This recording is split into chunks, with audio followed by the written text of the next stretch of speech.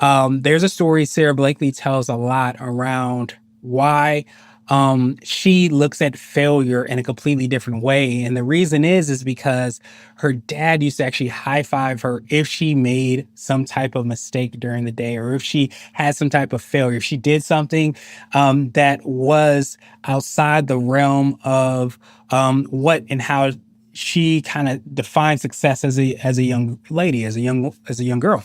So what you start to realize is it kind of changed the way that she looked at failure. So when she went around to starting Spanx, she already had imprinted in her a foundation that really celebrated failure, because knowing that failure was not final, but it was a way and path that was very intertwined with success, you needed to have the failure to have the success. So that's one of the really big things that you want to kind of take away, more than anything else. Loads of CEO nuggets that, of course, that we've had on our podcast, but just know that the essence of entrepreneurship is all around problem solving. And it doesn't necessarily mean that you need to have that to reach success, but I think a lot of people that get into entrepreneurship and business are trying to solve problems. They're trying to make an impact.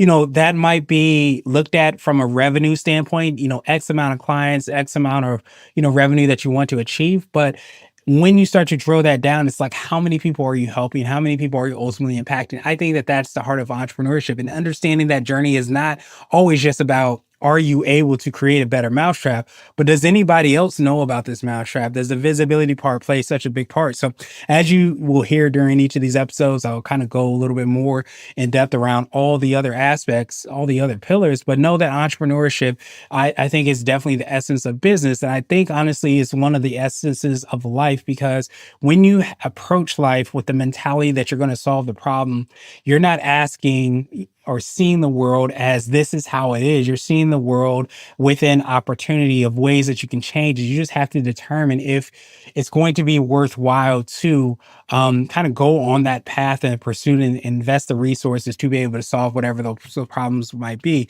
And that's where a lot of times you'll hear people say, you want to be passionate about business. Do you need to be passionate about the business that you're in? Absolutely not. But the reason that you're considering being passionate about it, and you probably want to be passionate about it, is because it's so hard and so difficult and so draining.